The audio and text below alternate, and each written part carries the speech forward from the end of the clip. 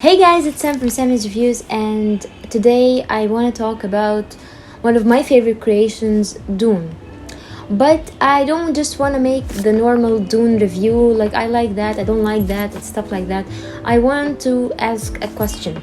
So, should Dune be adapted in the first place? I know we talk about like this Dune adaptation and that Dune adaptation, but should it be adapted? But this question begs a bigger question. Should any work of art be adapted? In my opinion, there are three, let's call it rules or reasons that you should adapt a piece of work, and if these reasons are not valid or present in your work, then most likely your adaptation is unnecessary. I'm an advocate of creating new ideas, creating new original ideas in the world. I don't want just reproducing the same idea. So I just think that most adaptations are unnecessary. If you're not gonna add something original, something of your own, then your adaptation is really irrelevant. We have seen huge companies like Netflix and HBO milking the idea of adaptation.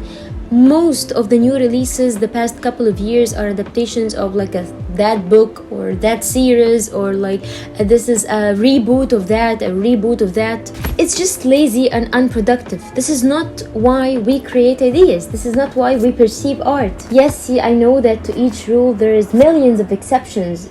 I could just name you on top of my head at least 100 examples of adaptations that are very successful. But why are these specific examples great creations? Why did I not feel that they are unnecessary? What did Kubrick do right in his adaptations? All these questions keeps coming up. And why is 2001 Space Odyssey the best movie ever made according to many resources? What makes it special? So let me tell you humbly my 3 reasons why some adaptations work and some adaptations are really unnecessary. First and foremost, in order for a director to successfully adapt a piece of art and create a new piece of art is to create a new piece of art. So the end result should have more of the director than the original source material. I want to feel like it's not made by a robotic machine that just took the source material and made it exactly the new creation. I want to feel like there's a human being with thoughts that created this new original work, although it's inspired from something else. I don't just want to see a mimic or a mirror to a piece of work that already exists. For example, in Nurture, the album by Porter Robinson, the dilemma of the character of the album is that the character feels that his creation is full of inspirations that are very obvious. He feels like he almost mimics the people that he loves or look up to, and he's struggling to find his own identity and his own voice. This is exactly the trail of thoughts I want the directors of adaptations feel. I want them to feel like, okay, so is this creation kind of mine as well, or is this just like a creation that is only associated with the author or the director of the original piece of work? So if you're a director that you're going to adapt a piece of work, you should ask yourself, why am I adapting this work? Is it because I'm nostalgic? Is it because I really love the source material? Or is it because I really want to add something to the table? I want to add a new input. If your answer is the first 2 choices, I'm sorry, but in my humble opinion, I feel like your input is unnecessary. I don't care if you're nostalgic. I don't care if you love a certain piece of work. All I care about is I'm a viewer who wants to perceive something new. I don't want you to just stick to the source material that most likely before going to the movie I would want to read or rewatch or whatever. For example, The Last Jedi, Rian Johnson was really vocal about his adoration for Star Wars and how he'd love to be part of this project. And when he actually got the chance to work in a Star Wars movie, he made a completely different Star Wars movie. This movie is more of a Rian Johnson movie than a Star Wars movie. It's not just the robotic recreation of A New Hope or a recreation of The Return of the Jedi. No, it's a Rian Johnson movie. He's there, he's present. He's present in the story, he's present in the way of directing, he's present in the very bold choices he took in the movie. I didn't just feel that I saw like a very uncharismatic romantic movie that's just there for fan service and to collect money from the viewers. Yes, I know that not all viewers liked The Last Jedi, but this kind of division is the kind of division that we need. The division that makes you feel like strong dislike or strong liking to a certain piece of work. I don't just want to go to the movie, have like a little bit of fun, and then come out of it, talk about the movie for 10 minutes and never crosses my mind again.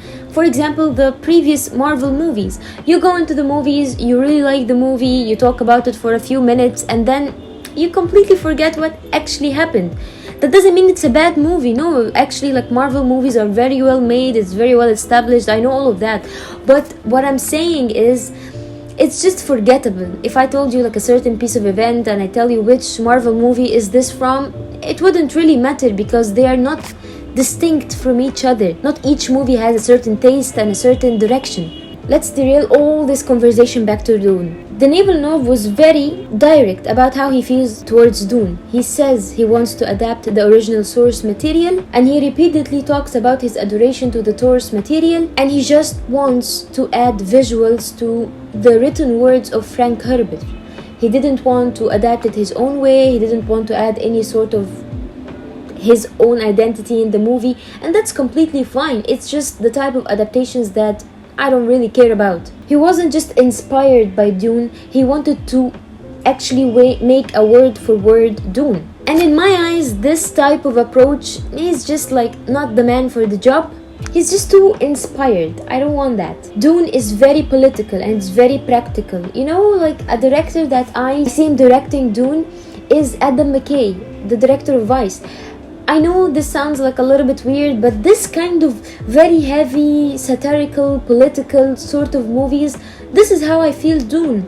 Dune is not just a spiritual and romantic journey of like this and that. No, it's very heavy. The second reason, in order to adapt Dune, a cinematic opera, a director has to find a huge production with a huge amount of money to actually fund this process. These companies will never give you money if you are not a household name.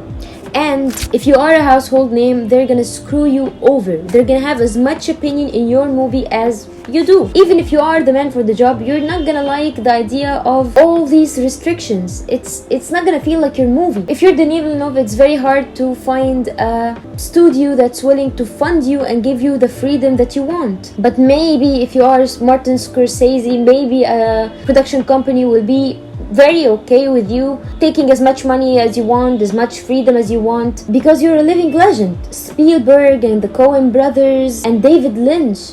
David Lynch made Twin Peaks: The Return only because he's a legend. This kind of authority he didn't have a few years ago. And even Martin Scorsese is struggling with funding. It took him over a decade to fund Silence, and it took him over 5 years to fund The Irishman, which is basically a formula for success. You're getting the teams of Godfellas again, and you have like the biggest name on the screen. It only took Netflix to accept funding this movie. I love Denis Villeneuve. He's a great director. He's one of the best working directors right now. But still, he is still on his journey. In order to adapt Dune with all the freedom that he wants, he has to work with a smaller studio, a smaller production company. And this is actually not an impossible idea. When Akira Kurosawa wanted to adapt a Shakespeare work, he would do it in his own term, with his own voice. He made King Lear, which is a pretty small-scaled play, into a very large-scaled movie. And he took Macbeth, which is a large-scaled play, and he made it into a small-scaled movie with very limited locations. What I mean is, when adapting a piece of work, just think of your own terms. Try to mend the idea in places that would make you have your freedom, that would make you create something that you're proud of, and create a new input. This is what I want. The third and final rule: the more famous the artwork that you're adapting, the less likely that people will like the end result of what you have adapted. You're not gonna get as much success, because that only means that more and more people have read or seen the original source material. They have already have their own perceptions and ideas and expectations and visuals in their head, and they have very strong opinions about it. So you're not gonna win everyone with your creation. If you adapted almost word for word, people are gonna get defensive. You didn't add anything. You just added a very specific visual to my story, the story that I've read for years and years. And if you adapted the work of art your own way, just getting some inspirations from the original work and adding most of yourself into it, people are gonna get defensive. You told us that I'm gonna get Dune. Why am I not getting the Dune that's in Frank Herbert's book? This is what they're gonna say. But in that case, at least you have had the guts to put an original take on this story. At least it's an original input. But in a very smart case of 2001 Space Odyssey and Barry Lyndon by Stanley Kubrick, these two source materials, and most of actually Stanley Kubrick's filmography, except Lolita and The Shining, if I remember correctly, most of the filmography doesn't include source material that is very famous. They don't have a cult following or anything. They were never more famous than the movie or any of that. Not then and not now. We as receivers, we create our own ideas, our own visuals, and art is very relative. I could imagine Paul Atreides in a certain way, and when I see Timothée Chalamet on the screen, I feel like this is very not my Paul, and I'm gonna get defensive. For example, the director of Doom, the video game, Hugo Martin, said that while I was playing Doom 2016, I was using different weapons to kill different demons and different techniques, and I was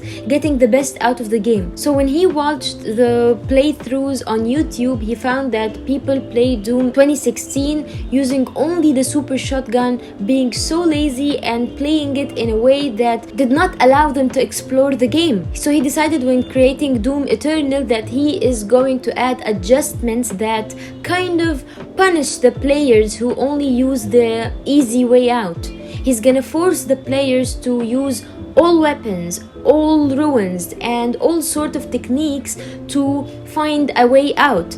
They have givens, they have certain things that the game presents, and they have to use it at maximum capacity all the time in order to kill the demons. He wanted, as he said with his own word, a combat puzzle. He didn't just want you to numbingly shoot that and that and that and that. No, he wants you to think about which weapon are you gonna use, from which angle are you gonna aim, at which distance are you gonna be standing from the enemy. This is not because he wants to punish you or he wants the players to play only one certain way. This is because this is how Doom was made and how it should be played through the creator's eyes. For example, if you didn't want to use the chainsaw, you're not gonna get ammo and you're gonna die immediately. So people already have expectations and ideas about your next work, your adaptation. In Jodorowsky's Dune, he says, "I raped Frank Herbert, but with love." I know it sounds funny, and I know that he used the word rape just because it's not his first language, and this is not what he meant, but I think what he meant is that he liked the creation of Frank Herbert, but he only took the things that floats his boat, the thing that makes sense to him. He made up a completely different story. He just likes the idea of spice and people high all the time, and Arrakis, that very dry place, and the Messiah and the prophet ideas and the Bene Gesserit. He just likes the atmosphere of Arrakis. He didn't actually understand what happened in Dune according to his own words. I bet if Jodorowsky's Dune was actually made, there's gonna be circus and dwarves and weird shit that already happens in his other movies. If you've seen any movie for Jodorowsky, his entire filmography is built on weird, surreal imageries.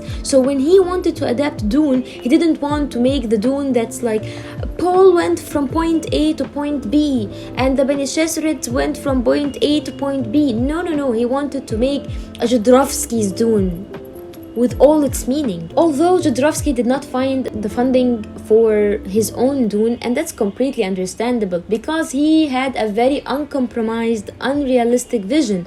He wanted Pink Floyd to make the soundtrack, he wanted Orson Welles in the movie and Salvador Dali. I know this is a beautiful cinematic dream. It's a vision where the director is completely free from any sort of limitations. But you know what's gonna end up happening? The Jodorowsky's Dune will not actually be made into a Jodorowsky's Dune. It instead is gonna be a 10 million times cheaper documentary. Instead, the studio just took the idea from him and gave it to someone who's willing to allow and accept all the restrictions that the studio put on him. Surprisingly, that was David Lynch. David Lynch now is a living legend, a man with no compromisation, a man that does exactly what he wants. But at that time, he was willing to accept all these restrictions. Jodorowsky himself said that when he saw Dune, he knew David Lynch and he knew that this movie has no David Lynch in it. This movie has more studio and studio and studio. David Lynch himself really dislikes this movie, and he says that he died twice while making Dune. One time while losing the final cut of the movie, and the second time when the movie completely failed financially. As I said, Dune is very heavy on politics and on practicality. We should not romanticize it or spiritualize it, just like Watchmen. Watchmen is very heavy on nuclear war, destruction. We have Zack Snyder's cut that's very romantic and very glorifying to the idea of the original Watchmen. All in all, this is just a discussion. I would love to hear what you think of it. I love Dune. I've read the book several times. It's really such a journey. It's such a journey. And I've seen several adaptations for Dune. I don't mind them. I've seen the 2021 movie and it's really good. The visuals are stunning. I have nothing to say about that. It's just I want something new. I want original ideas only. Please let me know what you think of my argument, and thank you so much for watching. See you. Bye.